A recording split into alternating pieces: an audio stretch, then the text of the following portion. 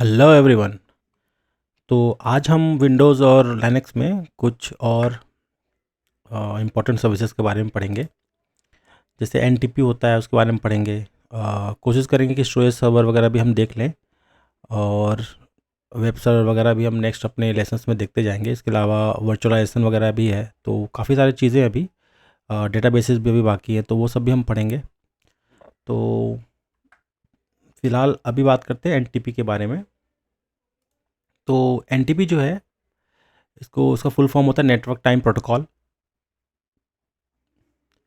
इसका ना जो अगर आप रोल कहें किसी भी सर्वर सिस्टम में, या कहें कि एक पूरे कंपनी के लिए, या कहें पूरे डेटा सेंटर के लिए, तो काफ़ी ये इसका बहुत इम्पोर्टेंस है। ये क्या करता है, अगर आप चाहते हैं कि आपके जितने भी सिस्टम्स हैं जो आपके नेटवर्क में हैं, इवन जो रिमोट डिवाइस है, उनका जो टाइम है बिल्कुल एक्यूरेट रहे, मतलब एक ही टाइम सब फॉलो करें, ठीक है, तो आपको एन कॉन्फ़िगर करना ही होगा। अब जैसे इसमें जो मेन जो इसका फ़ायदा है वो टाइम सिंक्रोनाइजेशन का ही है, कि इसको सिंक्रोनाइज़ करता है टाइम को, ठीक है। और ये इंश्योर करता है कि जो भी आपके सर्वर्स हैं, जो भी आपके क्लाइंट डिवाइसेस हैं या नेटवर्क डिवाइसेस हैं, उसका टाइम बिल्कुल एक्यूरेट रहे।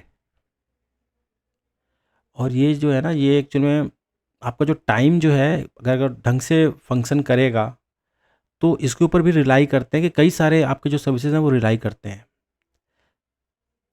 जैसे खासकर ये हम कह सकते हैं, कुछ एप्लीकेशंस होते हैं, कुछ सर्विसेज होते हैं, हमारे लॉग्स जो होते हैं, आपका सिस्टम का लॉग अगर गलत होगा तो वो लॉग्स भी गलत आएंगे ना, तो टाइम के हिसाब से मतलब लॉग्स के बारे में पता ही नहीं चलेगा।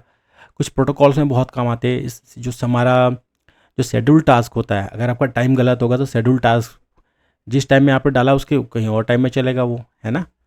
तो ये सब चीज़ें हैं। इसके सिक्योरिटी एक बहुत बड़ा है इसका, जैसे कि जो लाइनक्स का जो सिक्योरिटी रिलेटेड कई सारे सर्विसेज होते हैं, लाइक कर्बरोस होता है। और ये सब जो चीज़ें हैं ना, ये टाइम पे ही अगर आपका मतलब कहने का मतलब अगर सिस्टम का टाइम गलत होगा तो ये सब चीज़ मतलब इस पे अफेक्ट पड़ेगा उस पे, ठीक है। विंडोज़ के अंदर आप देख लो एक्टिव डायरेक्टरी, तो एक्टिव डायरेक्टरी ना बहुत ज़्यादा रिलाई करता है आपके टाइम के ऊपर।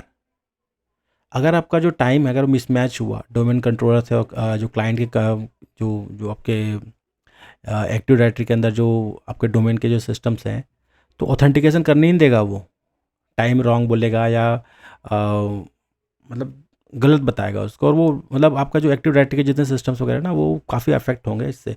लॉगिंग और ऑडिटिंग में भी जैसे मैंने बताया था कि ये काफ़ी, जैसे आपको ट्रबल शूट करना है कोई प्रॉब्लम को, आप लॉग्स वगैरह चेक कर रहे हो, लॉग्स में अगर गलत टाइम है तो आप समझ नहीं पाओगे कि किस टाइम में क्या हुआ था। विंडोज़ में भी ऑडिट लॉग्स वगैरह होते हैं, इवेंट वीवर होते हैं, तो वो सब अगर उसका अगर टाइम गलत आएगा तो आप ढंग से उसको नहीं कर पाएंगे। डेटाबेस एक बहुत इंपॉर्टेंट चीज़ है। अगर डेटाबेस है आपका, मान के चलें आपको कोई एप्लीकेशन जो डेटाबेस यूज़ करता है, और मान के चलो उसका टाइमिंग गलत है, जैसे मान के चले कि कोई आपका परचेज़ वाला डेटाबेस है जिसमें मतलब परचेज़ हो रहा है और सेल हो रहा है, उसकी टाइमिंग गलत हो गई, एक दिन पहले हो गया या जो एक्यूरेट टाइम नहीं हुआ, तो जो डेटा जो टाइम, क्योंकि उसमें क्या होता है ना, डेटाबेस में टाइम स्टैम्प लेता है, मतलब कोई ना कोई जो भी एंट्री होते रहता है उसका सबका कुछ ना कुछ टाइम होता है। अगर टाइम ऊपर नीचे हो गया तो वो रिकॉर्ड्स भी अफेक्ट होंगे। तो डेटाबेस के लिए भी काफ़ी वो है। जितने डिस्ट्रीब्यूटेड सिस्टम्स होते हैं ना, जैसे क्लाउड बेस्ड हमारे होते हैं कई सारे, और उसके लिए बहुत ज़रूरी है आपका टाइम, कि कन्फ्लिक्ट ना हो। अगर आपके जितने भी डिस्ट्रीब्यूटेड सिस्टम है, मतलब एक एप्लीकेशन जो अलग अलग जगह पे आपने उसको कॉन्फ़िगर कर रखा है, और अगर टाइम अगर एक जैसे ना हो ना, तो वो एक साथ सिंक्रोनाइज़ नहीं करेंगे। मतलब जो डिस्ट्रीब्यूटेड होता है ना, एक जो सिस्टम होता है वो सब में सिंक्रोनाइज़ हो जाता है, तो टाइम की वजह से फिर ये भी फेल हो जाएगा। और कई बार होता है कि सिस्टम फेल भी होता है इससे। जैसे अगर आपका टाइम गलत होता है ना, तो जो क्रॉन जॉब्स वगैरह होते हैं जो सिस्टम को मैनेज करते हैं, या सिस्टम में कुछ अपडेट्स वगैरह है या कुछ ज़रूरी चीज़ करना होता है, तो वो सब चीज़ नहीं कर पाते। विंडोज़ में जैसे ग्रुप पॉलिसीज़ वगैरह होते हैं, सर्टिफिकेट बेस्ड ऑथेंटिकेशन होते हैं, स्केड्यूल टास्क होते हैं, तो ये सब सब फेल हो जाएगा। कंप्लायंस के लिए भी बहुत ज़रूरी है।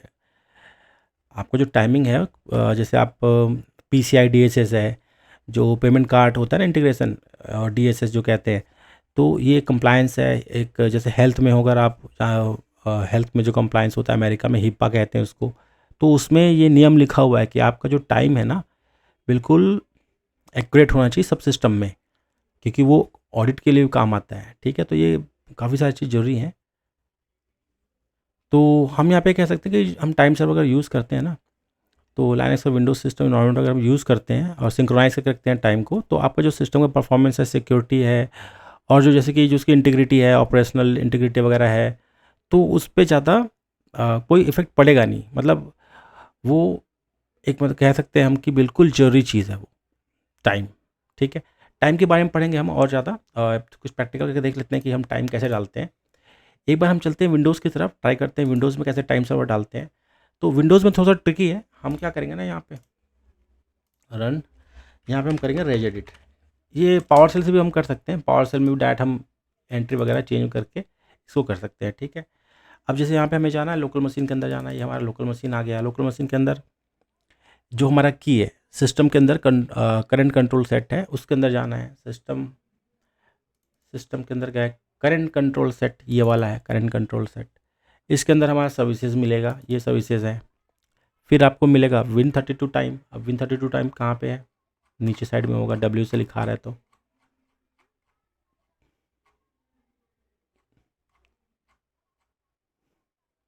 ये Win32 टाइमिंग,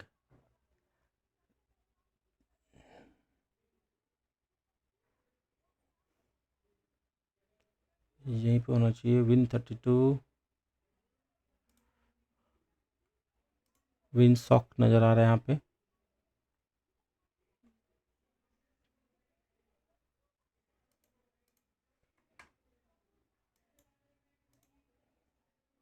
तो ये आपको यहाँ पे मिलेगा करंट कंट्रोल सेट के अंदर services, W32 time, time providers और NTP सर्वर।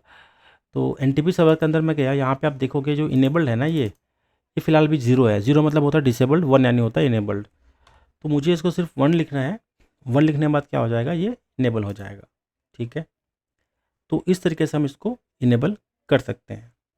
ये मैंने कर दिया ओके, तो ये इनेबल हो गया। अब इसमें क्या है ना, एक अनाउंस फ्लैग होता है, वो हमें इनेबल करना होगा।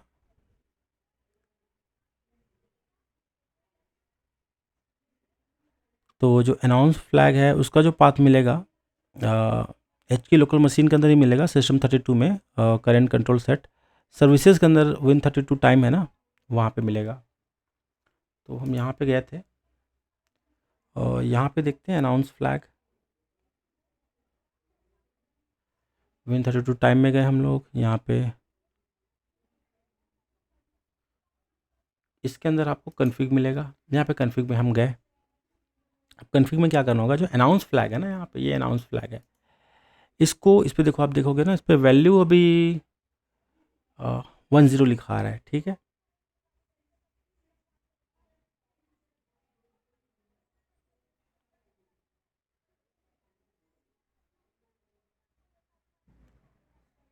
तो यहाँ पे जो वैल्यू डेटा है हमारे को,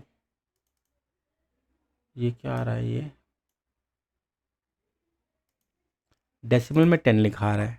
ठीक है, तो इसको हमें क्या करना है ना, इसको एक्चुअल में हमें हेक्साडेसिमल में ए जो है इसको कर देना है 5। तो ये हो गया हमारा अनाउंस फ्लैग। तो इस तरीके से ये जो हमारा 10 है वो 5 हमने कर दिया है। तो ये कुछ छोटे से सेटिंग्स है। इसके अलावा आपका जो फायरवॉल वगैरह है, अगर फायरवॉल चल रहा है तो आप उसको जो पोर्ट है 123 वो उसको आपको ओपन करना पड़ेगा।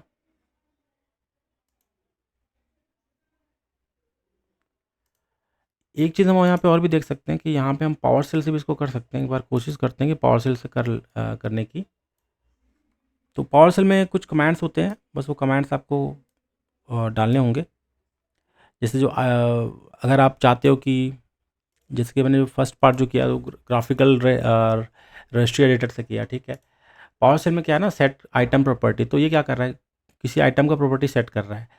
तो वो रजिस्ट्री पे ये NTP सर्वर नेम इनेबल था, जो इनेबल वाला नेम था उसको वैल्यू 1 करना था, तो ये इस कमांड से वो उसने इनेबल कर दिया। ठीक है, अब जो अनाउंस वाला जो हमें करना था उसके लिए ये कमांड होगा आपका, जहाँ पे आपको जो अनाउंस फ्लैग है, जो अनाउंस फ्लैग जो हमें जो मिला था वो हमें क्या करना होगा, उसको 5 पे सेट करना था। ठीक है, तो चलिए वो सेट कर देते हैं।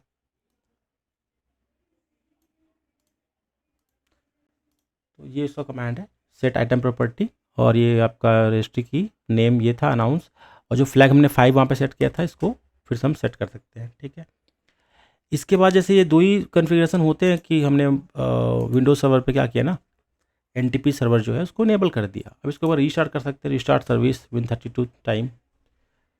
तो ये हमारा हो गया। फायरवॉल का रूल वगैरह भी डाल सकते हैं यहाँ पे, न्यू नेट फायरवॉल रूल करके, जो भी नेम प्रॉपर्टीज़ वगैरह हमने लास्ट वीडियोस में देखे थे। इसके बाद ना हमें कुछ क्वेरीज वगैरह चलाने पड़ेंगे, कैसे क्वेरी चलाना है। तो win32 tm करके एक होता है इसका कमांड कॉन्फ़िगरेशन वगैरह के लिए। तो कॉन्फ़िगरेशन का ये अपने पास होता है, ये कॉन्फ़िगरेशन का बता रहा है time jump, frequency, time provider, इसको भी टाइम कौन प्रोवाइड कर रहा है, काफ़ी सारी चीज़ें होते हैं इसके अंदर। WMIC भी चलता है इसके अंदर। जो पीयर्स आप देख सकते हो, पीयर्स कौन से हैं, आपको अगर पीयर्स ही देखना है तो ये पीयर्स का कमांड है हमारे पास, time.windows.com। मतलब हमारे सिस्टम को जो टाइम आ रहा है ना, यहाँ से आ रहा है, time.windows.com से। ग्लोबल एनटीपी सर्वर है, ग्लोबल मतलब माइक्रोसॉफ्ट का खुद का है, और आपका नहीं, काफ़ी दिनों से है। तो आप चाहते हो कि आपके किसी कंप्यूटर का अगर आप करना चाहते हो, मतलब अपने लोकल का करना चाहते हो, जैसे इसमें आपको चेंज करना है, तो आप चेंज वगैरह भी कर सकते हो। आप सिंक भी कर सकते हो, इसको रीसिंक कर सकते हो बिना वेट किए। तो जैसे वो जो हमारे कमांड्स होते हैं, तो ऐसे win32 tm के ना कई सारे कमांड्स होते हैं। जैसे हमारे पास ये कमांड है, ये रीसिंक कर गया इसको, है ना। फिर से क्वेरी करना है सोर्स को कि कौन सा सोर्स है इसका, तो उसके भी कई सारे कमांड आपको मिल जाएंगे। ये हमारे क्वेरी है time.windows.com से। स्टेटस देख सकते हैं, जो क्वेरी का जो आपका स्टेटस है आप उसको भी यहाँ पे देख सकते हैं, ये आपका स्टेटस है। तो इसके अंदर आपको काफ़ी सारी चीज़ें मिल जाएगा। लीप इंडिकेटर है, प्रेसिजन है, यहाँ पे रूट डिले कितना है, रूट डिस्पर्सन कितना है, डिस्पर्सन के अंदर reference ID, last successful sync कब हुआ था, और ये सब चीज़ें हम यहाँ से भी देख सकते हैं। ये सब जो चीज़ें हैं ना जो हमने भी यहाँ पे किया है, अगर एडजस्ट डेट टाइम पे हम जाते हैं तो आपको समझ आएगा यहाँ पे कई सारी चीज़ें हैं। जैसे अभी हमने यहाँ पे क्या कर रखा है, set time automatically, set time zone automatically, ये सब कर रखा है। अब टाइम सर्वर जो हमारे होते हैं ना,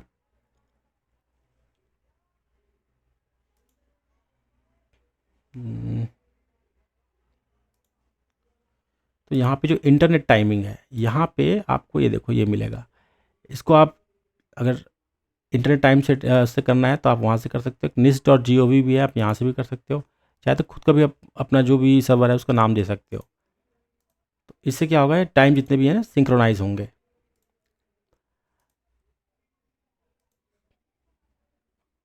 एक हम ट्राई करते हैं यहाँ पे उबंटू में हम डाल के देखेंगे कि कैसे चलता है। तो उबंटू में जो सॉफ्टवेयर होता है उसको हम क्रोनी कहते हैं। तो हमें क्या करना होगा ना, app install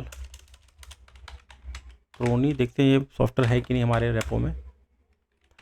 sudo app install crony,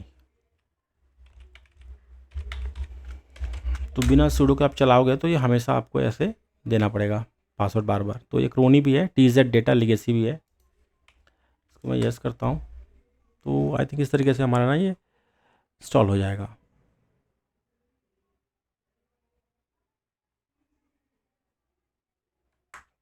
और जैसे कि हमें पता है कि अगर मैं इसको CD ETC जाऊँ तो इसके अंदर ही हमारे कॉन्फ़िगरेशन के फाइल मिलते हैं। तो क्रोनी का जो है ना, क्रोनी हमें crony.conf फाइल चाहिए, crony.conf।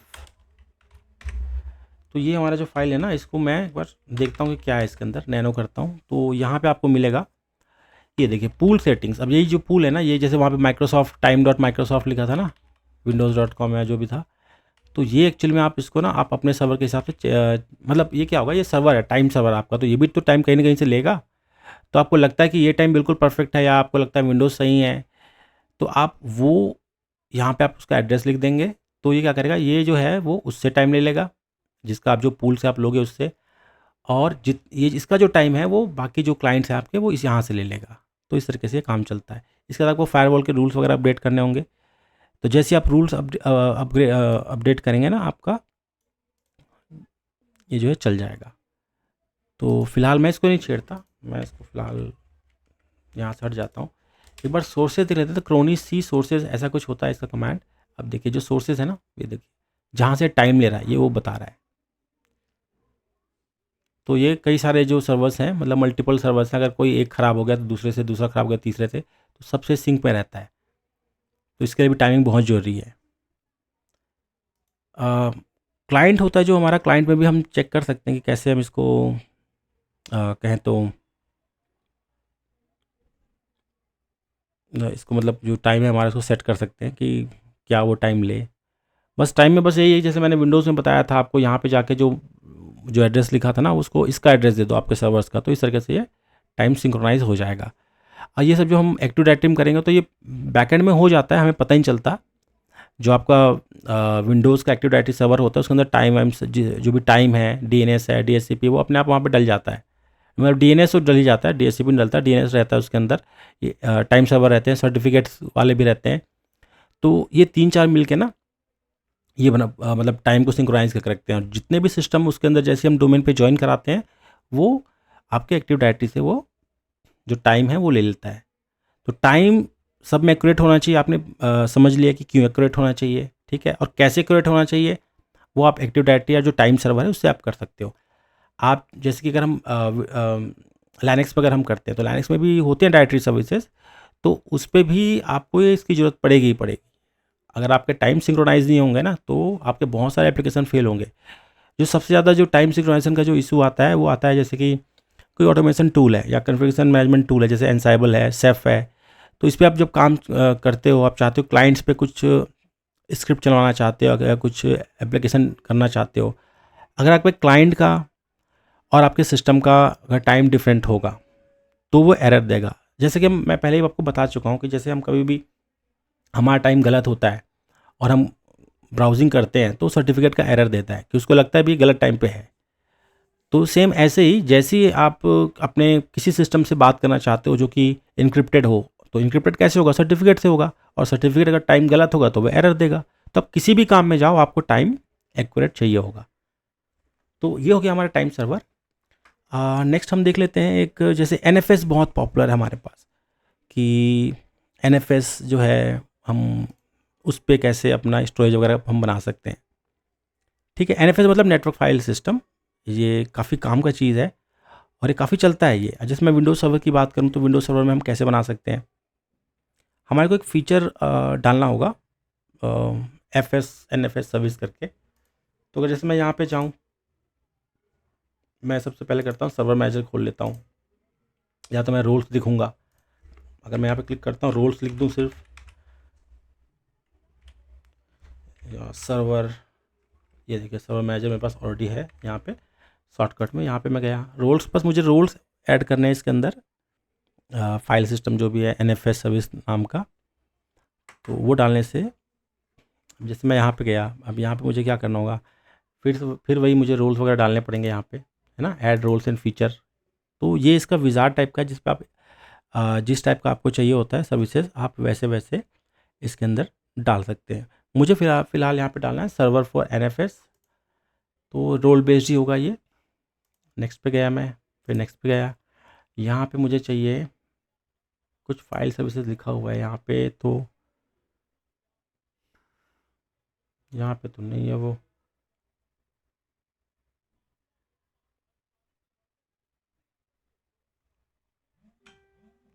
ये है यहाँ इसके अंदर होगा। देखिए इसके अंदर कई सारे फाइल सिस्टम वगैरह हैं। ठीक है, मुझे फ़िलहाल सर्वर फॉर NFS चाहिए होगा। तो ये क्या कह रहा है, ये कुछ ना रिमोट सर्वर एडमिनिस्ट्रेशन टूल वगैरह भी इंस्टॉल कर रहा है, इंक्लूड कर रहा है उसको। तो मैं कह रहा हूँ चलो ठीक है, आप कर लेना। नेक्स्ट पे क्लिक किया। अब इसके आगे जो है हमारे को क्या करना होगा, यहाँ पे जो आपने जैसे रोल्स कर लिया ना, तो जैसे आप नेक्स्ट बटन करते हैं तो फीचर्स पूछता है। तो फीचर्स में कुछ खास कुछ हमें कुछ करना नहीं है, और इसको बस आपको कंप्लीट कर देना है। यहाँ पे और भी बहुत सारी चीज़ होते हैं, जैसे जैसे आपको ज़रूरत पड़ती है ना, ये फीचर्स है, वो रोल्स है, दोनों में डिफरेंस है। ठीक है, फीचर्स मतलब आप समझ लो कि कुछ सॉफ्टवेयर टाइप का, ऐसा मान के समझो सॉफ्टवेयर है, और वो एक प्रॉपर एक स्वीट है मान के चलो। मतलब पूरा सॉफ्टवेयर का एक ग्रुप टाइप का, ऐसा मान के चलो। तो ये मैंने NFS इंस्टॉल कर लिया। अब ये इंस्टॉल हो जाएगा, उसके बाद ये रीस्टार्ट हो जाएगा।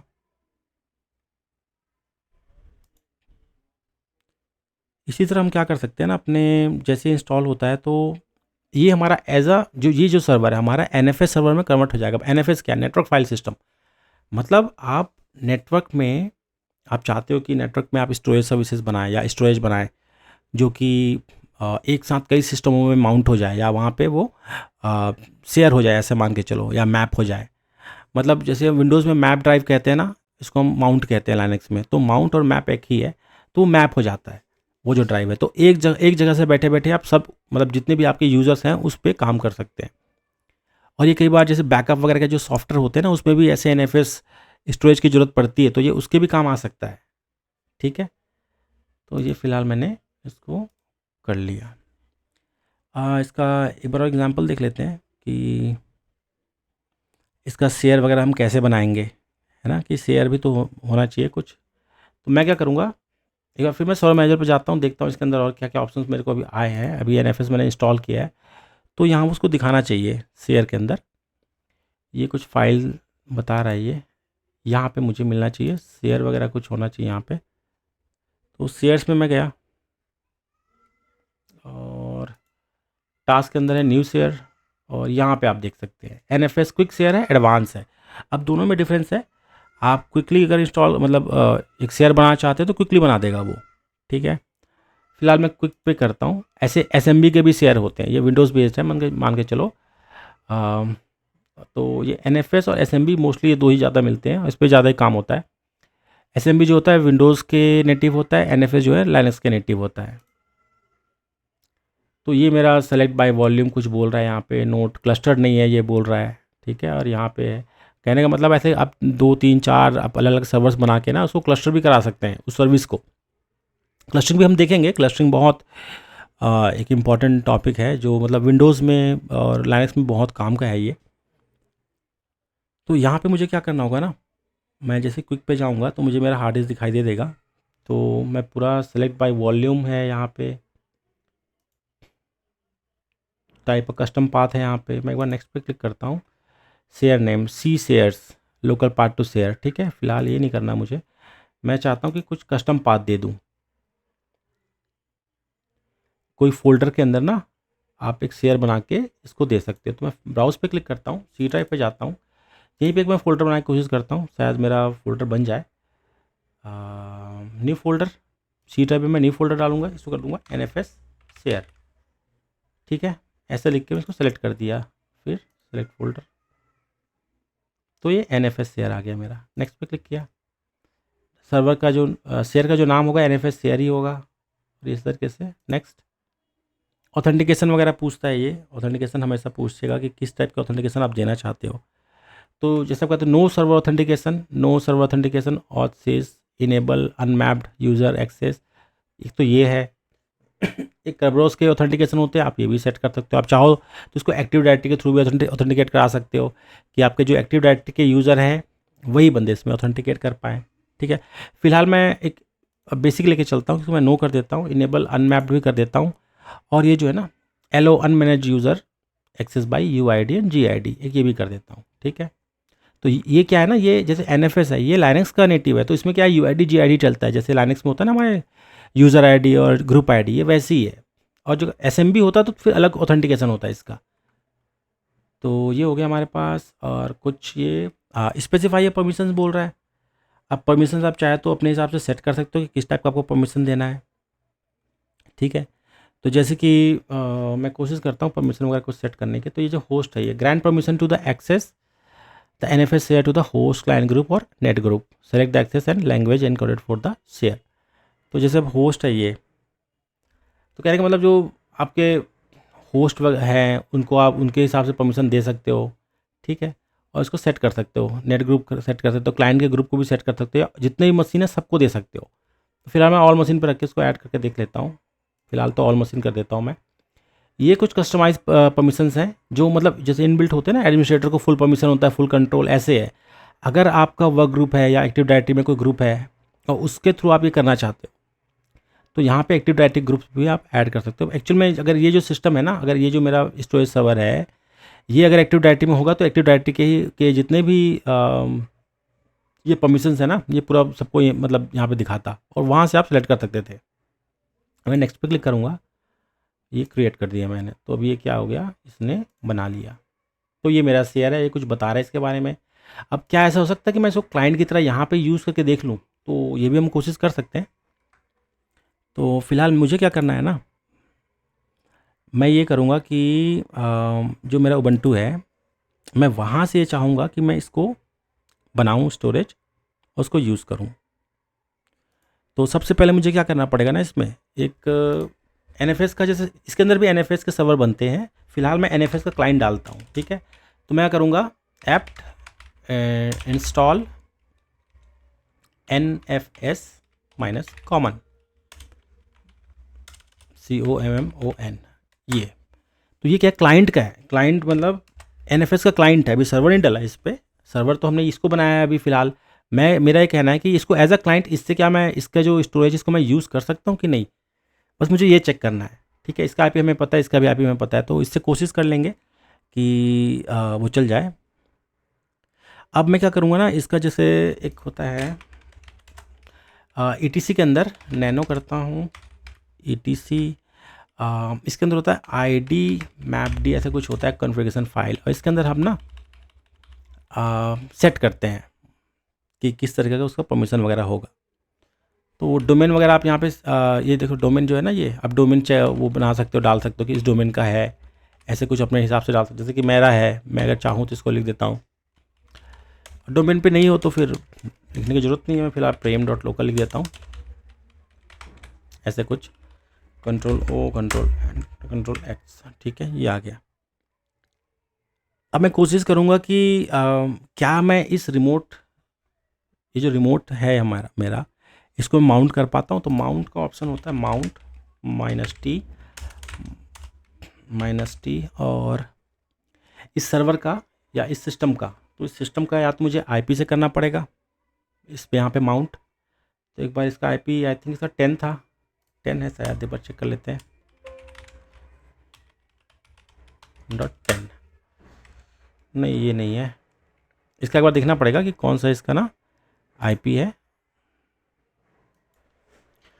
तो ये मेरा IP एड्रेस है 192.168.1.13, ये मैंने देख लिया है यहाँ पे, और ये मेरा शेयर जो है ये मेरा अवेलेबल है।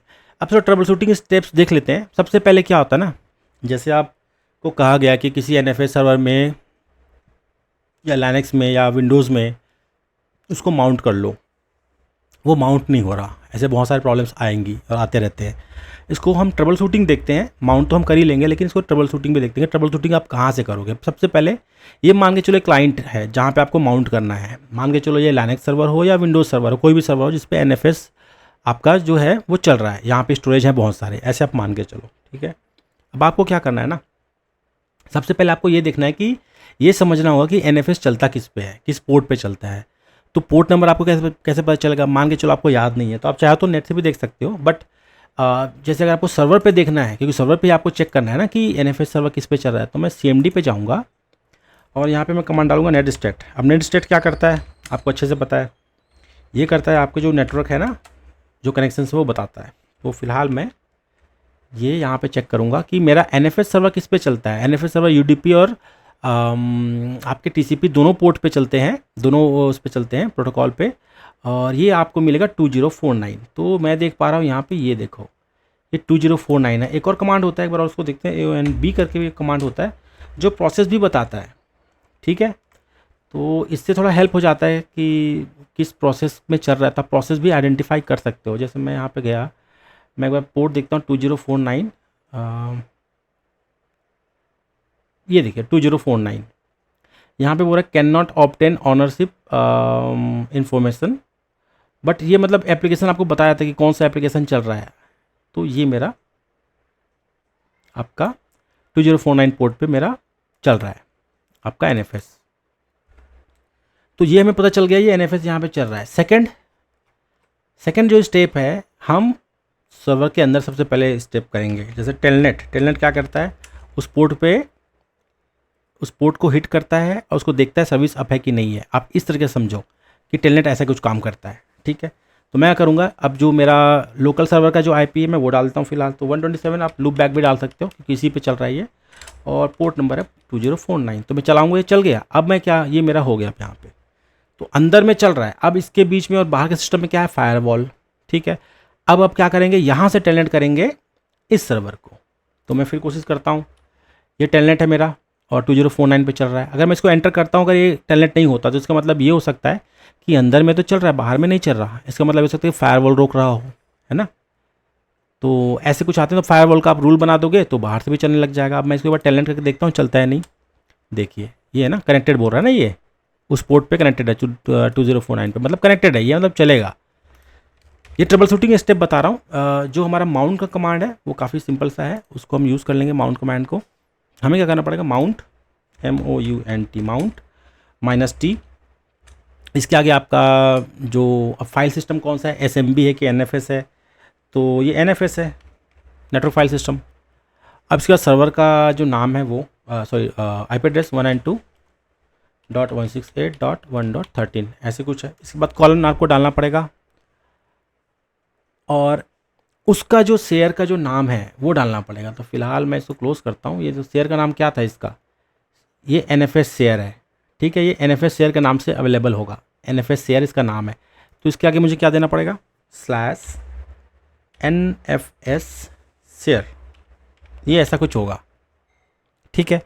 अब इसको आप माउंट कहाँ पे करना चाहते हो, तो माउंट का डायरेक्टरी में डायरेक्ट कर सकते हो, या किसी फोल्डर पे आप अपने हिसाब से भी कर सकते हो।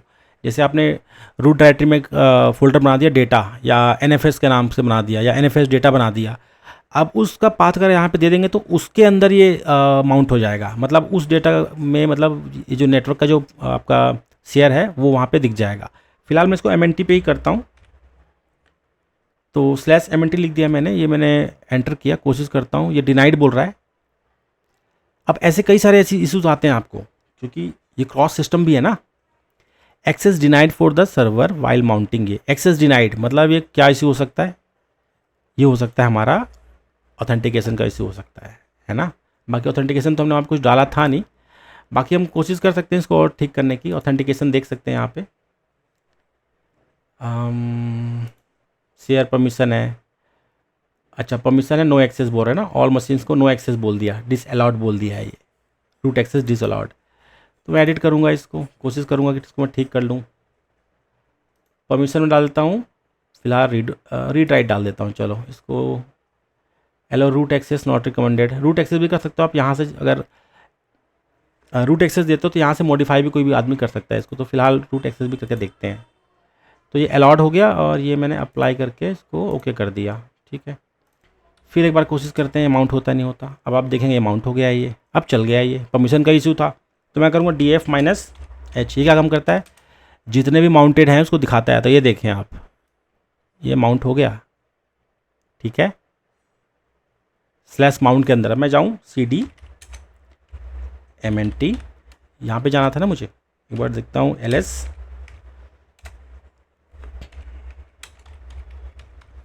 अब यहाँ पे कुछ दिखा नहीं रहा, ऐसा क्यों? मैं लेकिन बता तो रहा है कि कुछ तो है इसके अंदर। तो एक्चुअल में क्या है ना, CNFS शेयर के अंदर कोई फाइल ही नहीं है। मैं क्या करूँगा, मैं कोशिश करूँगा कि कुछ बना के देखूँ और यहाँ पे देखूँ कि यहाँ पे आ रहा है नहीं आ रहा। फिलहाल तो यही हम कर सकते हैं। यहाँ पे मैं गया, यहाँ पे NFS शेयर कुछ था मेरे पास, यहाँ पे मैं राइट क्लिक करता हूँ, कोई फाइल बनाता हूँ। जैसे मैं एक चाहता हूँ मैं टेक्स्ट डॉक्यूमेंट बना दूँ, टेस्ट, ये टेस्ट बना दिया, एंटर करके कुछ लिख दिया मैंने, ये सेव कर दिया और मैंने क्या किया, इसको क्लोज कर दिया। तो क्या अब यहाँ पे दिखाई देगा, देखते हैं। देखिए test.txt जो सेटिंग्स है इसकी, आप ये देखिए, नो बडी नो ग्रुप, आप ये सब चीज़ भी सेट कर सकते हो यहाँ पे। इससे काफ़ी सेट कर, इसके मतलब तरीके हैं यहाँ पे। और ऐसा ही चीज़ आप लाइनक्स पे भी कर सकते हो आप चाहो तो। तो जैसे मैं यहाँ पे जाता हूँ, यहाँ पे अगर प्रॉपर्टीज़ पे जाऊँगा मैं, ऑथेंटिकेशन है यहाँ पे। ऑथेंटिकेशन तो मैं चलो ठीक है, अभी मैंने नो सर्वर ऑथेंटिकेशन कर रखा है क्योंकि मेरे पास एक्टिव डायरेक्टरी है ही नहीं। शेयर का जो परमिशन है यहाँ पे मैंने रीड राइट सबको अलाउ कर दिया है, ऑल मशीन्स कर दिया है मैंने, ठीक है। ऑल मशीन्स रहे, ये अलाउड रहे। रूट एक्सेस को भी अलाउ कर रखा है मैंने, रीड राइट बोल रहा हूँ मैं, इसको मैं एडिट करता हूँ। मैं क्या कहता हूँ ना, इसको आप रीड राइट मत दो, इसको मैं बोलूँगा रीड ओनली कर दो। तो क्या ये जो परमिशन है मेरे RWX ये सब चेंज होंगे? तो ये भी करके देख लेते हैं एक बार। Apply, okay.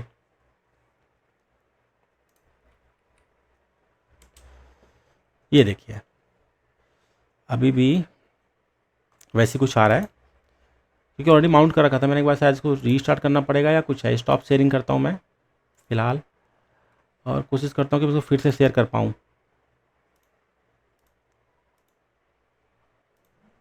New share, NFS, next. Custom path था मेरे पास, यहाँ पे गया NFS शेयर, सेलेक्ट फोल्डर, यहाँ पे मुझे नेक्स्ट, यहाँ पे सब सही है। यहाँ पे ऑथेंटिकेशन ये वाला दे देता हूँ मैं फ़िलहाल, तो नेक्स्ट। यहाँ पे परमिशन ऐड करता हूँ, ऑल मशीन्स कर दिया मैंने, एक्सेस को कर दिया मैंने read only, but root access नहीं करता मैं इस बार, ऐड करता हूँ ओनली। ठीक है, नेक्स्ट करता हूँ, फिर नेक्स्ट करता हूँ, फिर क्रिएट कर देता हूँ, फिर क्लोज। तो वापस मेरा शेयर आ गया यहाँ पे, ये दिख रहा है मुझे। अब जैसे मैं इसको करता हूँ LS, देखिए ये क्या कह रहा है, स्टेल फाइल हैंडल, क्योंकि ऑलरेडी क्या हुआ ना, वहाँ पे उसको हमने रीस्टार्ट कर दिया, तो फिर से क्या करना पड़ेगा, माउंट करना पड़ेगा।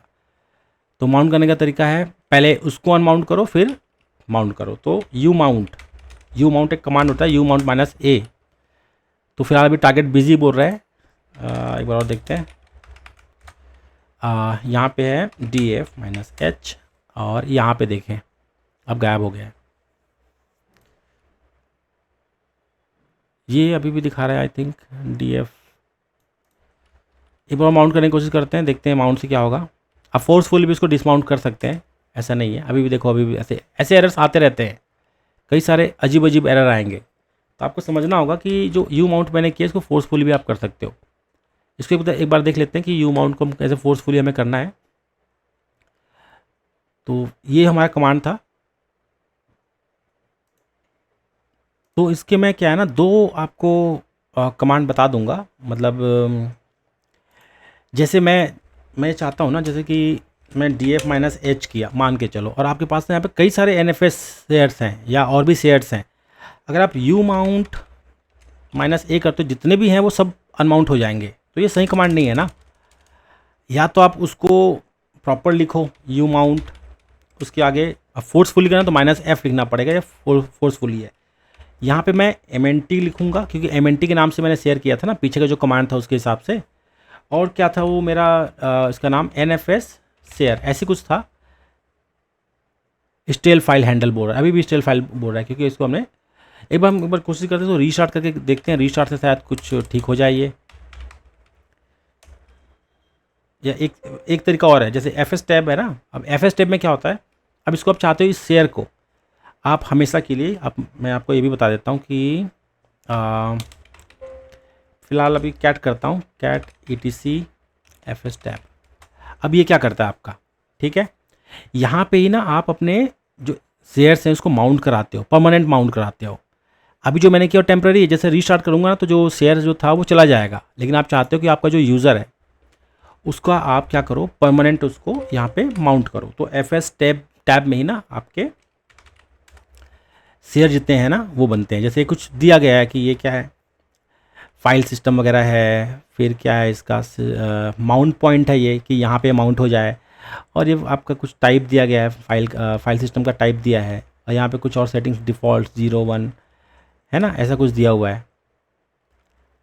ऐसी स्वैप इमेज का दिया हुआ है। तो ऐसी आपको इसके नीचे आपको बनाना पड़ेगा एक, तो इसका फॉर्मेट अलग होगा, उस पर भी आपको सेम ऐसे कुछ देना पड़ेगा। वहाँ पे फाइल सिस्टम जो है, यहाँ पे एक्सटेंडेड 4 है ना, वहाँ पे NFS देना पड़ेगा, यहाँ पे कुछ डालने पड़ेंगे। तो जैसे आप यहाँ पे डाल देते हो तो क्या हो जाएगा, ये परमानेंटली यहाँ पे माउंट हो जाएगा। ठीक है, अब जैसे हमें जो प्रॉब्लम आ रही है, एक बार हम कोशिश करते हैं, मैं इसको यहाँ से हटता हूँ, कोशिश करता हूँ कि जैसे हम किल 9 से हम चाहते हैं कि मेरा NFS वाला जो भी है ये जो प्रॉब्लम है ठीक हो जाए, क्योंकि बार बार मैं देख रहा हूँ ना DF-H कर रहा हूँ, तो ये बार बार ये ऐसे इश्यूज़ आ रहे हैं। ये ऐसा इसलिए आ रहा है कि हमने क्या किया था, माउंट किया था इसको, और रियल टाइम में क्या हुआ था, हमने इसको बंद करके फिर से दूसरा बना दिया हमने। ठीक है, तो इसको तो लग रहा है कि भाई कोई स्टेल मतलब होता है बासी, है ना, बासी या सड़ा हुआ। तो कहने का मतलब ये है, ये बता रहा है कि भाई जिसमें मैं माउंट था ना वो मुझे नहीं मिल रहा, वो स्टेल हो चुका है, मतलब गायब हो चुका है, ऐसा मान के चलो आप। तो ऐसी स्थिति में हमें क्या करना पड़ेगा, हम ये कोशिश करेंगे कि चलो रीस्टार्ट करेंगे तो ये तो एक सॉल्यूशन है कि रीस्टार्ट करेंगे तो सब चीज़ ठीक हो जाएगा, लेकिन हम कोशिश करते हैं ना कि बिना लाइनेक्स को रीस्टार्ट करें भी ऐसे प्रॉब्लम्स को हम कैसे सॉल्व करें। मान के चलो कि आपका ये जो सिस्टम है, कोई इंपॉर्टेंट सर्वर है, आपका क्लाइंट कह रहा है कि नहीं भैया रिबूट नहीं करना, कुछ भी हो जाए, ठीक है, तो हम कैसे करेंगे। इसके लिए हमारे पास कमांड होता है ls ऑफ, ठीक है। इसको हम पाइप करेंगे, जैसे होता है ना पाइप का मतलब एक कमांड के अंदर दूसरा कमांड। तो ग्रैप करो बोल रहा है, ग्रैप मतलब खोजो बोल रहा है, क्या खोजना है हमारे को, mnt nfs शेयर ऐसे कुछ था। फिलहाल भी ls ऑफ कमांड है नहीं मेरे पास, मैं इसको इंस्टॉल करता हूँ, देखते हैं अभी ये है कि नहीं है। तो ये ls ऑफ कमांड है मेरा, आ गया। कोशिश करता हूँ कि मैं फिर इसको चला पाऊँ। Warning can't state nfs 4 file system mnt output information में बी इनकम्प्लीट। तो ऐसे आपको कई बार मतलब आपको कई सारी चीज़ें मिलेंगी। एक बार ps से देख लेते हैं।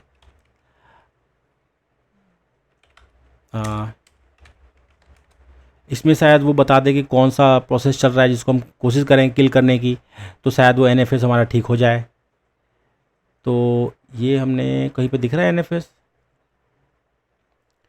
अब जैसे हम ये देख रहे हैं बार बार यार कहाँ पे है कैसे है, तो ग्रेप क्या करता है, यहाँ पे अगर मैं लिखूँ फिर से पाइप डाल के लिखूँ ग्रेप और मैं लिखूँ nfs, ऐसी एक अंदाज़ा लिख देता हूँ। ये देखिए क्या हुआ, कोशिश करता हूँ फिर से आपको दिखाने की।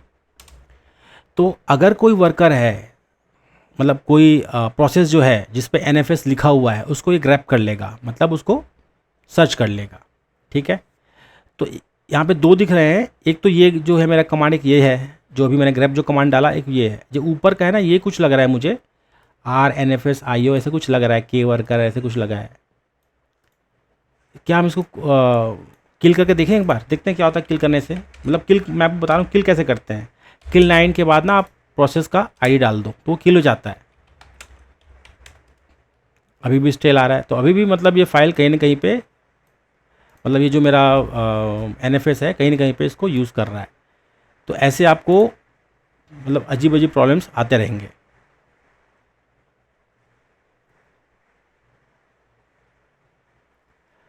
और भी कई सारे जैसे यूटिलिटीज़ होते हैं इसके अंदर, या तो आप अनमाउंट कर लो या रीमाउंट कर लो या यू माउंट कर लो। तो ऐसे कई सारे आपको ऑप्शंस मिलेंगे। फोर्सफुली कर लो आप, या रीस्टार्ट कर लो। अगर नहीं हो रहा है बिल्कुल लास्ट में तो आप रीस्टार्ट कर सकते हो, क्योंकि प्रोसेस को पकड़ रखा है ना उसने। अगर प्रोसेस नहीं मिल रहा, प्रोसेस मिल रहा है तो किल कर दो, तो प्रोसेस ख़त्म हो जाएगा, ठीक है। तो ऐसे कई सारे आपको ऐसे प्रॉब्लम्स आते रहेंगे। और ls ऑफ से आपको उस प्रोसेस को या उस जो भी लगता है आपको उसको पकड़ सकते हो आप। ग्रैप से आप जान सकते हो कौन सा प्रोसेस उसको पकड़ रहा है। तो ग्रैप बहुत ज़्यादा यूज़ होता है, ls ऑफ भी बहुत यूज़ होता है। ये बहुत पॉपुलर कमांड है। मेरा जो कहने का मतलब था यही था कि आपको ये सब कमांड के बारे में पता होना चाहिए, कि जैसे मुझे कुछ प्रोसेस यहाँ पे देखना है, उसके अंदर nfs लिखा हो, तो nfs जितना भी जहाँ पे लिखा होगा वैसे जो भी प्रोसेस है उसको ये ग्रैप कर देगा, मतलब सर्च कर देगा। तो इससे क्या है, ईजिली आप कर सकते हो कोई प्रोसेस को आइडेंटिफाई, रादर दैन कि आपको पूरा लिस्ट जो है, लिस्ट को पूरा आपको करना पड़ेगा सर्च। तो वो सब करने की आपको ज़रूरत नहीं पड़ेगी। एक और कमांड है हमारा एफ यूज़र होता है। एफ यूज़र फ़िलहाल तो है नहीं, पर कोशिश करते हैं ऐप इंस्टॉल एफ यूज़र। ऐसा कुछ कमांड है ही मेरे पास, इसको मतलब देखना पड़ेगा कि कहाँ कैसे इसको इंस्टॉल करना है। तो जब से इंस्टॉल करोगे ना, तो इसके थ्रू भी हम जो nfs के ऐसे जो प्रॉब्लम्स हैं उसको सॉल्व कर सकते हैं। फ़िलहाल एक बार कोशिश करते हैं इसको हम और दूसरी तरीके से इसको करने की, और मैं देखता हूँ कि और कुछ कमांड्स वगैरह हैं तो वो भी हम यहाँ पे करके देखेंगे। तो चलिए और कुछ हम ट्रबल शूटिंग की स्टेप्स देखते हैं यहाँ पे। एक बार विंडोज़ में जाके देखते हैं। इससे मतलब एक्स्ट्रा आपको काफ़ी कुछ सीखने को मिलेगा। जैसे मैं आप करता हूँ netstat aon, तो मैं यहाँ पे देख पा रहा हूँ ये इस्टेब्लिश्ड है कुछ 2049 से। मतलब इसका मतलब क्या, ये जो है, ये जो IP है 1.22 वो ये इसका IP है, ठीक है। और ये 13 जो है ये इसका लोकल IP है। किससे कनेक्टेड है? ये 2049 से, मतलब ये जो है ना इसके 2049 पोर्ट से कनेक्टेड है, और इसका जो लोकल पोर्ट है ये 791 है। अब मैं यहाँ पे जाऊँ नेट स्टेट, ये देखिए यहाँ पे हम चेक करते हैं कि क्या वैसा ही सेम यहाँ पे हमें कुछ मिलने वाला है। तो ये कुछ इस्टेब्लिश्ड है यहाँ पे, ये DNS कुछ लिखा है, ये DNS के पोर्ट से है, ये DNS के पोर्ट से ये कनेक्टेड है। और देखते हैं और कुछ है, ये लिसन कर रहा है DNS पोर्ट पे, लोकल वाला।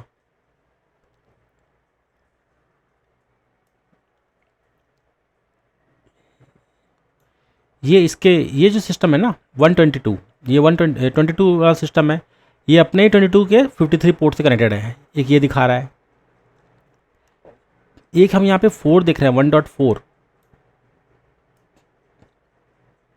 ये क्या है? ये मेरा पब्लिक नहीं सॉरी, ये मेरा 1.22 है, मतलब ये लोकल है, लोकल 22 पोर्ट से कनेक्टेड है, और 4 से रिमोट जो है 4 है। मतलब ये जो रिमोट जो है, मतलब ये मेरा होस्ट सिस्टम है एक्चुअली में। 1.4 जो है मैं विंडोज़ 11 का सिस्टम है जो कि कनेक्टेड है हमारे 22 पोर्ट से SSH, क्योंकि मैंने इसको SSH कर रखा है ना। देखिए तो आप इस तरीके से इसको और अच्छे से जान सकते हैं। यहाँ पे एक मुझे यहाँ पे एक और मिल रहा है, ये रहा जो हमें चाहिए था वो ये है। अब देखिए कंपेयर करें इसको, ये सिस्टम का है, ये इस सिस्टम का है, और दोनों एक जैसे ही हैं। ये जो लोकल सिस्टम है देखो 192.168.1.22.791, और यहाँ पे इसमें इसके लिए फॉरेन हो गया, इसको फॉरेन बोल दिया ना इन लोगों ने, ये फॉरेन हो गया। तो फॉरेन भी देखो सेम है आपका, और ये जो है ये फॉरेन है इसके लिए, ये लोकल है इसके लिए। तो 2049 और देखिए 2049। तो ये तरीका है आप नेट स्टेट यूज़ करके सब चीज़ आप डायग्नोस करने का। ठीक है, फिलहाल हमारा जो प्रॉब्लम था वो था माउंट DF-H हम कर रहे हैं, तो ये इशू आ रहा है, इसको कैसे ठीक करें? तो एक तो ये तरीका है कि ये जो बोल रहे हैं ना NFS वाला इशूज़ आ रहा है हमारे, अब ये DF:MNT है, ये स्टेल बोल रहा है। तो ये जो माउंट है एक बार हम हिस्ट्री देख लेते हैं, हमने क्या किया था लास्ट टाइम पे और क्या गलती हो गई है। हिस्ट्री देखने से क्या फ़ायदा है, आपको ये पता चलता है कि आपने क्या क्या कमांड डाले हैं। तो ये मैंने कमांड डाला था तो माउंट हो गया था, स्लैश जो माउंट है ना यही स्टेल बता रहा है ये। तो मुझे क्या करना पड़ेगा, इसी को अनमाउंट करना पड़ेगा, ना कि NFS शेयर को। ठीक है, तो मैं क्या करूँगा, umount -f/MNT, आई थिंक यही होना चाहिए। ये देखिए अब देखते हैं DF-H, ये देखिए प्रॉब्लम सॉल्व हो गया हमारा। तो जैसे भी कुछ भी आता है ना तो एक बार उसके बारे में आपको समझना ज़रूरी है, आपको उसके बारे में जानना ज़रूरी है कि कैसे वो होता है। ये सब जो चीज़ें मैं बता रहा हूँ ये आगे आपको बहुत काम आएगा। ये सब चीज़ें ऐसी तरीके से हम ट्रबल शूट करते हैं कि क्या इशू है, कैसे इशू है, अंदर में अंदर में वो चल रहा नहीं चल रहा, और बाहर में वो किस तरीके से कनेक्ट हो रहा है, फायरवॉल तो नहीं रोक रहा या और कुछ तो उसको दिक्कत नहीं दे रहा। तो ये सब तरीके हैं आपके प्रॉब्लम जो है सॉल्व करने के। तो ये हो गया मेरा जो माउंट का इशू था वो सॉल्व हो गया। ठीक है, अब मैं क्या करता हूँ, क्योंकि मेरा सर्वर तो अभी भी चल ही रहा है ना, मैं फिर से उसको माउंट करूँगा। लेकिन अब मुझे क्या करना पड़ेगा, या तो मैं ऐसे से जाऊँ मैं तो मुझे दिखाई देगा वो वाला कमांड, या मैं पूरा कमांड फिर से लिखूँ। आप चाहते हो कि पूरा कमांड ना लिखो तो एक और तरीका है, Ctrl+R दबाओगे तो एक ना रिवर्स आई सर्च नाम का ये एक प्रॉम्प्ट बन जाता है ये Linux के अंदर। यहाँ पे आप सिर्फ उस कमांड का कुछ पार्ट लिखोगे ना, तो वैसे जितने भी कमांड्स आपने दे रखे हैं हिस्ट्री में वो सब आ जाएगा उसके अंदर। तो ये भी एक तरीका है शॉर्टकट से काम करने का। तो हमने क्या माउंट डाल रखा था जैसे माउंट, अब ये माउंट आ गया, ये तो वो कमांड नहीं है क्योंकि माउंट को तो ले लिया इसने। आपको फिर क्या करना है, फिर Ctrl+R, फिर आप Ctrl+R दबाओ, फिर Ctrl+R दबाओ जब तक से वो कमांड ना आ जाए। देखो मैं तीसरे बार में मेरा वो कमांड आ गया। मतलब कि ये क्या करता है ना, आपने ये वर्ड डाला है, इसके ऊपर सर्च कर रहा है कि ऐसे कितने इस नाम के जो कमांड्स हैं वो आपने डाल रखे हैं। तो जितने भी नाम के कमांड्स हैं जो सबसे लेटेस्ट होगा वो पहले दिखाएगा, फिर उसके बाद। तो थर्ड नंबर पे मेरा ये आ गया, यही मेरा कमांड था। अब मैं इसको क्या कर दूंगा, सिर्फ एंटर मारूंगा ना, फिर से आ गया मेरा, मतलब वही कमांड फिर से चल गया। अब मैं क्या करूँगा DF-H, अब देखें ये फिर से आ गया ये। अब मैं क्या करूँगा CD/MNTLS। अब एक बार इसका परमिशन देख लेते हैं, ये देखिए RWX ये सब आ गए हैं। ठीक है, मैं करता हूँ इसको nano text.txt। अब आप देखेंगे text.txt क्या कह रहा है, परमिशन डिनाई बोल रहा है। क्यों? क्योंकि ये अभी जो हमने बनाया ना ये एक्चुअल में क्या है, ये हमारा रीड ओनली है, तो इसको हम एडिट नहीं कर सकते। तो आप ये समझे कि परमिशन से आप क्या क्या कर सकते हैं। आप चाहते हैं कि कुछ फ़ोल्डर्स में परमिशन सेट करना चाहते हैं कि ये जो है रीड राइट हो और ये रीड राइट ना हो, तो आप वो सब चीज़ पूरे जो भी आप जो चाह रहे हैं वो आप सेट कर सकते हो। आप यहाँ पे मल्टीपल बना सकते हो। तो ये एक्चुअल में जो NFS है काफ़ी सिंपल है और ये मैंने विंडोज़ में करके दिखाया, जबकि ये जो नेटिव है, नेटिव मतलब लाइनक्स से ही निकला हुआ है, इसमें तो SMB ज़्यादा चलता है। विंडोज़ जो है, विंडोज़ का मतलब माइक्रोसॉफ्ट का जो शेयरिंग का जो प्लेटफॉर्म है वो SMB कहलाता है। ये जो है ना NFS इसके अंदर चलता है, लाइनक्स के अंदर। तो मैंने यहाँ पे भी करके आपको दिखा दिया, यहाँ पे भी कर सकते हैं, ऐसा कोई प्रॉब्लम नहीं है। आपको लाइनक्स में डालना है NFS, तो आप क्या करना होगा, apt install NFS kernel server, ये एक सिंपल सा कमांड है। ये क्या करेगा, जो आपका NFS सर्वर है वो इंस्टॉल कर देगा इसके अंदर, ठीक है। तो एक सिंपल सा कमांड है इसके अंदर। फिर आपको क्या करना पड़ेगा, आपको जाना पड़ेगा इसे कॉन्फ़िगरेशन फाइल में, वो है नैनो ETC के अंदर। ETC के अंदर क्या था, ID mapd ऐसे कुछ होगा, ये देखिए ये वाला है। अब यहाँ पे आपको मैप कराना है, तो डोमेन नेम मैंने लिख दिया है। यहाँ पे डोमेन नेम जो मैंने लिखना था वो मैंने लिख दिया। ये इनिशियल कॉन्फ़िगरेशन होता है, तो यहाँ पे तो सब ठीक है। इसके बाद क्या करना होगा, नैनो ETC, इसके अंदर एक और होता है फाइल, इसको बोलते हैं एक्सपोर्ट्स। एक्सपोर्ट्स क्या होता है, जो NFS का जो एक्सपोर्ट्स होता है वो होता है। अब जब भी आप कोई भी लाइनक्स का आप फाइल खोलेंगे या जो कॉन्फ़िगरेशन फाइल खोलेंगे, तो आपको ऐसे कुछ पहले से कुछ कॉन्फ़िगरेशन आपको मिलेंगे। इसके काफ़ी सारे मायने होते हैं। एग्जाम्पल बता रहा है कि NFS वर्जन 2 और NFS version 3, example of NFS version 4। तो ये इस तरीके से आप कर सकते हो। SRV NFS 4 मतलब /SRV नाम का कोई फोल्डर है, उसके अंदर NFS 4 नाम का एक है, और ये इस तरीके से इसको माउंट हुआ है, मतलब उसके कॉन्फ़िगरेशन है। अभी हम क्या करते हैं ना, फ़िलहाल एक कोशिश करते हैं कि हम बना के देखें इसको। तो फ़िलहाल मैं क्या करता हूँ ना, एक होम पे NFS शेयर बना के देखते हैं कि क्या पता वो बने या चले। तो जैसे मैं क्या करूँगा, अब जैसे मुझे यहाँ पे जाना है, सबसे लास्ट लाइन में आपको जाना होगा, फ्रेश लाइन में, और यहाँ पे आपको करना है, या तो इसको आप एग्जिस्टिंग जो है इसको अपने हिसाब से अनकमेंट करके इसको भी मॉडिफाई करके कर सकते हो। तो यहाँ पे मेरा क्या था, होम डायरेक्टरी में मैंने एक डायरेक्टरी बना रखा है, या चलो होम में ना बना के चलो मैं रूट में बना देता हूँ। तो ये मेरा रूट हो जाएगा। रूट पे मैं क्या फ़ोल्डर बना दूँगा, NFS, ठीक है, और इसको बनाता हूँ NFS डेटा, ताकि हम इसको यहाँ पे दूसरी जगह पे NFS डेटा ऐसे। ये माउंट कहाँ पे है, तो ये एग्जांपल बता रहा है कि कहाँ पे माउंट होना चाहिए, इसका क्या होना चाहिए। तो ये जो इसका IP है ना, आपको वो देना पड़ेगा, या ये जिस नेटवर्क को आप चाहते हैं कि किस नेटवर्क को आप इसका एक्सेस देना चाहते हैं। यहाँ पे तो सब चीज़ विजार्ड से खुल रहा था, है ना। यहाँ पे मेरा नेटवर्क क्या है, 192, तो मैं यहाँ पे अपने पूरे फुल नेटवर्क को मैं चाहता हूँ कि इस पूरे नेटवर्क को आप दे दो, या मैं स्टार करूँगा ना, या 000 कर दूंगा तो सबके लिए खुल जाएगा। ये जैसे 0.0.0 ये ऐसे कर दूंगा ना, तो ये जो 0 दिखाता है ये कहता है, इसका मतलब ये होता है कि /24 वाले जितने भी क्लाइंट्स हैं वो सब इसके अंदर कनेक्ट हो जाए, और ये रीड राइट हो और नो रूट स्क्वैश हो, ये ऑप्शंस होते हैं, ठीक है। तो इस तरीके से एक NFS, फिर NFS के अंदर ना NFS डेटा नाम का मुझे फोल्डर भी बनाना पड़ेगा। मैं क्या करूँगा, मैं रूट पे हूँ, अगर मैं रूट पे हूँ, ये रूट नहीं, ये वाले रूट पे हूँ मैं, ठीक है। तो मुझे NFS नाम का एक फ़ोल्डर बनाना पड़ेगा, MKDIR NFS ऐसा कुछ बनाना पड़ेगा, CD NFS, और इसके अंदर एक और डेटा बनाना पड़ेगा, NFS डेटा,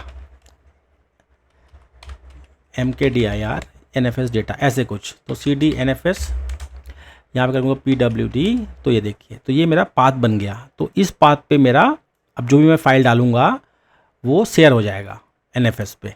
कुछ फाइल डाल देते हैं, टच टेस्ट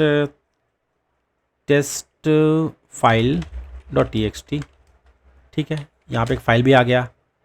अब इसके बाद क्या करना है, अभी हमने सर्वर रीस्टार्ट तो नहीं किया, अभी सर्वर हमें रीस्टार्ट करना पड़ेगा। तो उससे systemctl आगे रीस्टार्ट का आगे NFS सर्वर, ये इसका कमांड होता है। अगर सब चीज़ ठीक रहा आपका तो NFS आपका चल जाएगा। इसके भी डायग्नोस्टिक कई सारे कमांड होते हैं और कई सारे बेसिक ऑप्शंस होते हैं। जैसे रीड राइट करना चाहते हो आप तो RW लिखोगे, रीड ओनली करना चाहते हो तो RO लिखोगे, और सिंक, एसिंक, सिक्योर, इनसिक्योर करना है, सब ट्री, रूट स्क्वायर्स, अब रूट स्क्वायर्स के बारे में आपको समझना पड़ेगा। नो रूट स्क्वायर्स है, ऑल स्क्वायर्स है, और अब GUID और UID भी आप यहाँ पे डाल के स्पेसिफिक परमिशंस या ऑप्शन जो है वो सेट कर सकते हो। तो फिलहाल हम एक कोशिश करते हैं यहाँ पे NFS जो है ना यहाँ पे माउंट करते हैं। अभी NFS सर्वर यहाँ पे चल रहा है, जैसे कि मैं नेट स्टेट करता हूँ यहाँ पे, मुझे देखना है कि मेरा NFS चला नहीं चला। तो मैं यहाँ पे अगर देखूँ तो मेरे को 2049 पे लोकल पे चलना चाहिए। ये देखिए, ये इस पे चल रहा है, ये 2049, ठीक है। अब मैं, जैसे मैंने आपको पहले बताया था, हमें क्या करना होता है ना कि पहले यहाँ पे अब टेलनेट वगैरह जो भी आप करना है, आप उससे पता चल जाता है। ये टेलनेट 192.168.1.22.2049 यही था ना, ये देखिए कनेक्ट हो रहा है ये। अब क्या करना है हमें, यहाँ पे NFS माउंट करना है। अब इसका तरीका कैसे NFS माउंट करने का, अभी हमें देखना पड़ेगा कि NFS क्लाइंट जो है, विंडोज़ में NFS क्लाइंट कैसे माउंट कराता है। इस पर तो कमांड से हमने किया था ना, अब यहाँ पे कैसे करना है। तो एक बार हम देख लेते हैं हमारे पास NFS क्लाइंट है भी कि नहीं है। अगर वो नहीं होगा तो उसको इंस्टॉल करना पड़ेगा। यहाँ पे मैं गया, मैनेज पे गया, ऐड रोल्स एंड फीचर्स पे गया, ये यहाँ पे गया मैं, नेक्स्ट, ये फिर नेक्स्ट। अब मुझे फीचर्स पे जाना है, यहाँ पे फाइल में गया था मैं, यहाँ पे गया था, फाइल सर्वर इंस्टॉल्ड है, यहाँ पे सर्वर फॉर NFS इंस्टॉल्ड है। तो ये सिर्फ सर्वर्स के लिए रोल्स है। नेक्स्ट पे जाऊँगा, मैं यहाँ पे देख लूँगा, यहाँ पे तो कुछ नहीं है, क्लाइंट फॉर NFS। ये आप देखें, जैसे मैं इस पर क्लिक किया इसके बारे में बताएगा भी, client for NFS enables this computer to access file on Unix based NFS servers. ये यूनिक्स बेस्ड NFS सर्वर है और उसके लिए विंडोज़ में भी सपोर्ट है। मतलब आप NFS जो आपका शेयर्ड स्टोरेज है, चाहे वो डिवाइस ही क्यों ना, जितने भी कई सारे ऐसे डिवाइसेस होते हैं जो NFS प्रोटोकॉल पे काम करते हैं, जो स्टोरेज डिवाइसेस होते हैं, मतलब कंप्यूटर नहीं होते, प्रॉपर वो डिवाइस होते हैं, उसको अपने नेटवर्क पे लगा दो और एज अ NFS सर्वर वो काम करते हैं। और बड़े बड़े भी डिवाइसेस होते हैं उसके, तो उसके सपोर्ट के लिए, ऐसे डिवाइसेस को सपोर्ट करने के लिए, मतलब उसको यूज़ करने के लिए, उसके स्टोरेज को एज अ स्टोरेज, आपको ये टूल ज़रूर डालना पड़ेगा, क्लाइंट फॉर NFS। तब जाके आपके विंडोज सिस्टम में कैपेबिलिटी आएगी कि वो उसको यूज़ कर पाए। अब ये रीस्टार्ट के लिए पूछेगा तो रीस्टार्ट कर देंगे हम लोग, ये हर बात के लिए रीस्टार्ट पूछता है, ये कुछ भी हो जाए रीस्टार्ट नहीं पूछता। तो ये थोड़ा सा अंतर है दोनों में। और हम क्या करेंगे, ये जो हमने NFS सर्वर बनाया था उसको यहाँ माउंट कर दिया, ये जो बनाया था इसको यहाँ माउंट करना है, हमारा भी ये काम है। और भी बीच बीच में कई सारे हमारे को ट्रबल शूटिंग स्टेप्स मिलेंगे, नए नए कमांड्स मिलेंगे, तो उसको कर करके प्रैक्टिकल करके देखना है एक्चुअली में। और जितना प्रैक्टिकल करेंगे उसको समझेंगे उतना ज़्यादा हम एफिशिएंट होंगे लाइनक्स और विंडोज़ में।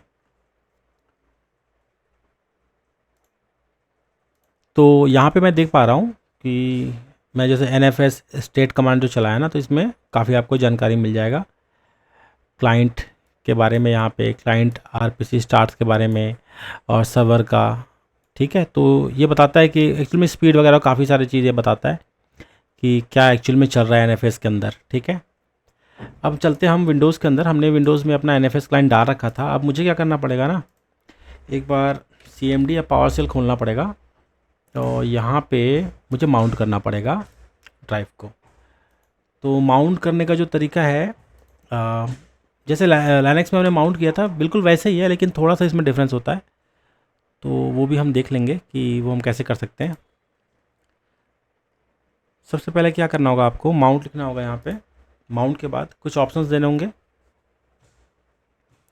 जैसे मैं चाहता हूँ कि माउंट करूँ, माउंट -O। यहाँ पे कुछ ऑप्शंस और भी देते हैं, यूज़र वगैरह भी जो है वो देते हैं। तो जैसे कि मैं एनोनिमस तरीके से, क्योंकि उसमें वहाँ पे ऐसा मान के चले कोई यूज़र वगैरह हमने क्रिएट, मतलब उसके लिए बनाया नहीं है, तो एनोनिमस कर सकते हैं। यहाँ पे एनोनिमस के साथ ही हम इसको कर सकते हैं। और जो दूसरा है वो ये करेंगे कि यहाँ पे हम क्या करेंगे, एक बार उसका IP डाल के देखते हैं, 192.168.22, फिर आई थिंक कॉलन, फिर /NFS डेटा, और इसको हम कहाँ पे Z में माउंट करते हैं।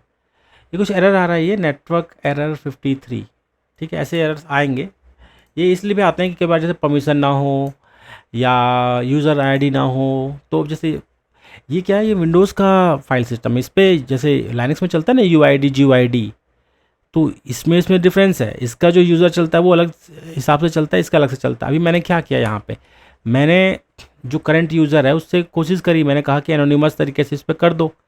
अब उस पर यूआईडी नहीं है, जीआईडी नहीं है, ठीक है। तो क्या पता ये भी इशू हो सकता है।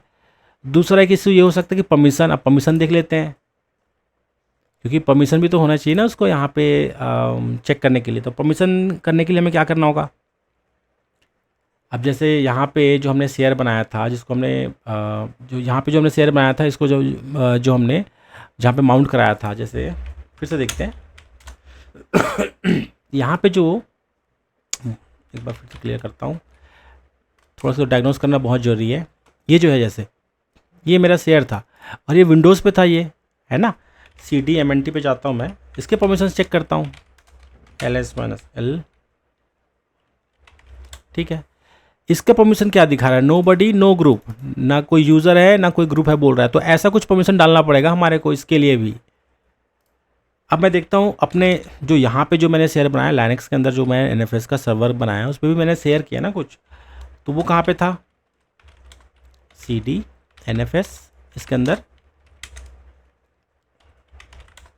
ये देखिए यहाँ पे हमने कुछ पकड़ा, यहाँ पे ये रूट के हिसाब से, ऐसा नहीं होना चाहिए, तो ये गलत है। तो हमें क्या करना पड़ेगा, ऐसे कुछ बनाना पड़ेगा, नो बडी नो ग्रुप, मतलब इस फोल्डर का कोई मालिक नहीं है, एनोनिमस, तब जाके शायद ये परमिशन ठीक करने का तरीका है कि परमिशन हम कैसे ठीक कर सकते हैं। तो मैं एक बार फिर वापस जाता हूँ, पूरे NFS को करने की कोशिश करता हूँ। यहाँ पे आपको क्या कमांड होता है, ऑनरशिप चेंज करने के लिए चेंज ऑनर चॉन -r, मतलब उसके अंदर जो रिकर्सिव जितने भी उसके अंदर के जो भी और फोल्डर से कंटेंट होंगे उस पर भी वो लागू हो जाएगा। ऐसे कुछ होता है, मैं आगे लिख दूंगा नो बडी कॉलन नो ग्रुप, ऐसे कुछ होगा ना, ग्रुप कोई यूज़र है ना कोई ग्रुप है। और इसके आगे मैं क्या लिखूँगा, NFS, ठीक है। तो ये सब पे लागू हो जाएगा। वो कोशिश करके देखते हैं ये क्या कह रहा है, ये कुछ इसने कुछ किया या नहीं किया। ये देखिए नो बडी नो ग्रुप आ गया, ठीक है। एक बार इसके अंदर जाके देखते हैं NFS के अंदर, यहाँ पे भी नो बडी नो ग्रुप आ गया, ये रहा। अब फिर एक बार कोशिश करके देखते हैं क्या कहता है, ये करता है नहीं करता।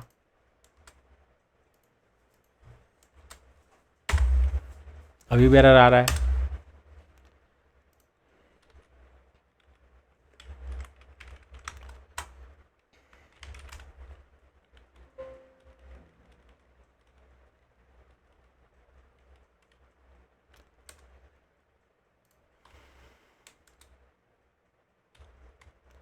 दूसरे तरीके से करके देखते हैं। आई थिंक यहाँ पे NFS भी एरर आ रहा है, इसको थोड़ा कुछ और तरीके से करके देखते हैं।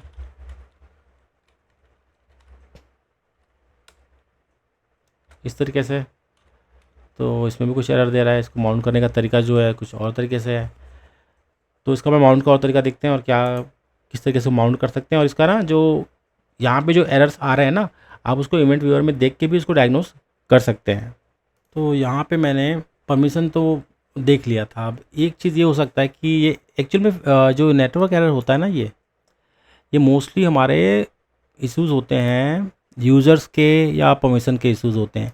तो मैं जैसे मान के चलता हूँ कि ये जो यूज़र इससे डिफरेंस है, इसमें यहाँ पे तो लाइनक्स में क्या होता है ना, UID और GID चलता है, तो यहाँ पे तो ऐसा नहीं होता ना। तो इसका एक और ट्रिक है कि इसके जो यूज़र्स है ना, जैसे एनोनिमस में कनेक्ट कराना है तो इसको भी यूज़र हम उसके हिसाब से बना सकते हैं।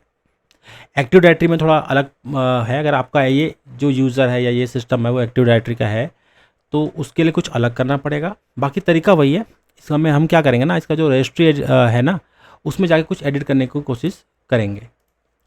तो मैं करूँगा रेज एडिट, और यहाँ पे मुझे NFS खोजना पड़ेगा कि NFS है कहाँ पे।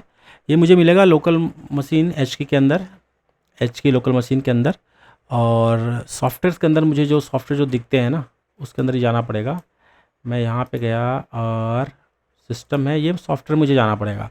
सॉफ्टवेयर के अंदर मुझे एक बार देखना पड़ेगा कि किसके अंदर वो हो सकता है। वो माइक्रोसॉफ्ट NFS ऐसे कुछ होगा, I think client for NFS था वो सॉफ्टवेयर। ये रहा क्लाइंट फॉर NFS, ये क्लाइंट फॉर NFS है, ठीक है। करंट वर्जन के आगे कुछ है डिफ़ॉल्ट, यहाँ पे रेजिन 4 डिफ़ॉल्ट के अंदर देखते हैं। तो यहाँ पे हम क्या करते हैं ना, यहाँ पे जो इसकी जो सेटिंग है थोड़ा सा हमें ट्विक करना पड़ेगा। यहाँ पे हम क्या करेंगे ना, एक यूज़र आईडी वगैरह एनोनिमस यूज़र आईडी और एक पासवर्ड, मतलब वो उसका जियो आईडी ये भी बना देंगे। तो उससे क्या होगा, ये जो सिस्टम है इसको ऐसा लगेगा जो ये हमारा जो क्लाइंट है वो यूआईडी और जीआईडी लेके चलेगा ताकि इसको माउंट कर सके। तो एक ऐसा छोटा सा करना पड़ेगा हमारे को।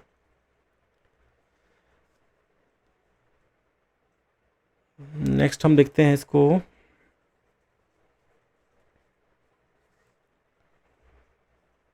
न्यू डीवर्ड 32 बिट के डीवर्ड बना देते हैं ये, और इस पर हम लिख देते हैं एनोनिमस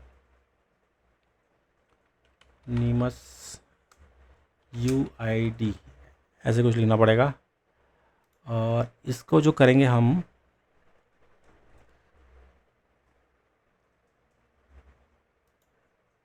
ये जो है, और एक और बनाते हैं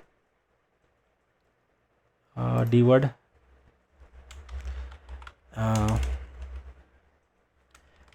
एनोनिमस जीआईडी, ठीक है।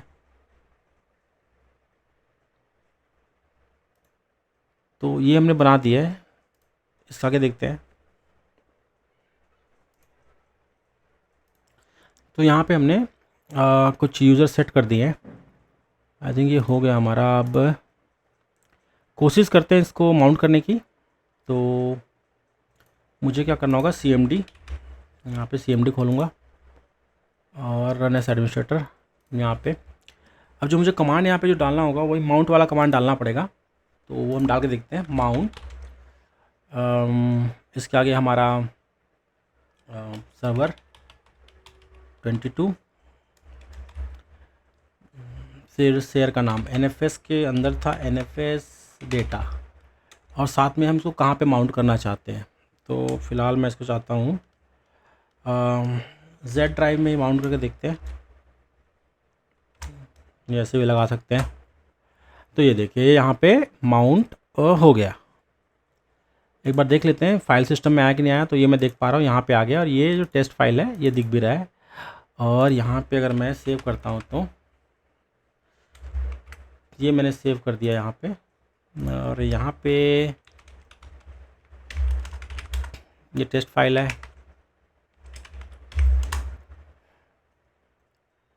ये देखिए। अगर मैं इसको नैनो करूँ तो मुझे वो फाइल दिखना भी चाहिए ना। ये देखिए टेस्ट में जो लिखा है, देखिए ये आ गया। मैं इसके अंदर कुछ लिख देता हूँ, Ctrl+O एंटर Ctrl+X। तो ये मैं फिर से खोल के देखूँ ये आ गया कि नहीं आया, ये देखिए, ठीक है। तो ये मल्टीपल तरीके से, मतलब दोनों क्लाइंट एक दूसरे, मतलब जितने चाहे क्लाइंट हैं वो मतलब ऐसे शेयर्ड स्टोरेज में काम कर सकते हैं। तो यही तरीका है। ऐसे SMB भी होता है, SMB में हम ऐसे ही करते हैं। वो विंडोज़ का शेयर है, जो DFS होता है डिस्ट्रीब्यूटेड फाइल सिस्टम, उसके अंदर भी ऐसे हम काम करते हैं। इसको हम क्लस्टर भी कर सकते हैं, जैसा भी फ़िलहाल ये एक सर्वर पे चल रहा है। अगर विंडोज़ पे भी क्लस्टरिंग सर्विसेज इंस्टॉल करें ना, इसके अंदर अगर इंस्टॉल कर रहे हो आप, तो वो क्लस्टर में चलेगा, मतलब 2-3 सर्वर पे चलेगा। और साथ में क्या होगा, वो जो शेयर होगा वो 3 सर्वर पे एक साथ चलेगा, मतलब उसको सर्व करेगा। मतलब अगर वो एक सर्वर ख़राब हो गया या कुछ प्रॉब्लम आ गई तब भी वो चलते ही रहेगा, 2 सर्वर इसको चला सकते हैं। तो उसको क्लस्टरिंग कहते हैं। उसको भी हम देखेंगे क्लस्टरिंग को, क्लस्टरिंग होती कैसे है। सेम यहाँ पे भी ऐसी होता है। इसके अलावा लाइनक्स में और भी कह सकते हैं कुछ और फाइल सिस्टम्स होते हैं, ऐसा नहीं कि सिर्फ यही फाइल सिस्टम है हमारे पास। जैसे NFS है, उसके अलावा SCSI जो होते हैं, ISCSI जो होता है ना, SCSI, उसके थ्रू भी आप ऐसे बना सकते हो, टारगेट बना सकते हो। इसके अलावा आप सेफ जो होता है, सेफ CEPH स्क्विड, ऐसे बना सकते हो। ग्लूस्टर FS होता है, आप वो भी इसके अंदर ट्राई कर सकते हो। तो ये सब शेयर्ड के काम आता है। तो इसके बारे में, मतलब जैसे स्टोरेज सर्वर्स के बारे में अगर हमें नेक्स्ट कभी और ज़रूरत पड़ेगी तो हम क्लस्टरिंग के बेस पे जो स्टोरेजेस हैं वो भी बनाएंगे। फिलहाल एक हम छोटा सा ओवरव्यू है कि इस तरह से NFS काम करता है। SMB भी ऑलमोस्ट ऐसे ही होता है। और जो ट्रबल शूटिंग स्टेप्स हमने देखे हैं, जैसे कि मैंने बताया कि कई सारे ऐसे कमांड्स होते हैं जो बहुत काम के होते हैं। जैसे मैं आपको एक बता देता हूँ कि अगर आप विंडोज़ में ट्रबल शूट करना चाहते हो NFS को, तो आई थिंक उसके जो कमांड होता है NFS एडमिन का एक कमांड होता है NFS एडमिन। इससे आप सर्विस को रीस्टार्ट वगैरह भी कर सकते हो। क्लाइंट कन्फिग, तो इसे हम क्या कन्फिग चेक कर सकते हैं कि क्या कन्फिग है वहाँ पे। तो आप यहाँ पे देख सकते हो TCP IDP है, माउंट टाइप जो है सॉफ्ट है, केस सेंसिटिव नो, रिट्राइज ये एक, टाइम आउट लिखा है 8 सेकंड का, रीड बफर, राइट बफर और यूज रिजर्व पोर्ट्स भी है, और जो ऑथेंटिकेशन वगैरह है ना वो ये है। फाइल की सेटिंग यहाँ पे देख सकते हो, यूज़र ग्रुप और अदर्स के लिए जो सेटिंग्स है, तो ये सब भी आप यहाँ पे भी आप कर सकते हो। बाकी आपको अगर अनमाउंट करना है यहाँ पे तो कमांड वही होगा, यू माउंट ही होगा कमांड, यू माउंट -a। तो ये देखिए, इसको मैं कर दूंगा यस, तो ये यू माउंट हो जाएगा। ठीक है, तो ये इस तरीके से काम करता है। तो ऑलमोस्ट हमने स्टोरेज के बारे में अच्छे से पढ़ लिया है। आगे ज़रूरत पड़ेगी तो और भी अच्छे से पढ़ेंगे इसको, क्लस्टरिंग में काम करेंगे। आई थिंक आज के लिए इतना ही। मैं आपसे मिलूंगा मेरे नेक्स्ट वीडियो में, तब तक के लिए थैंक यू।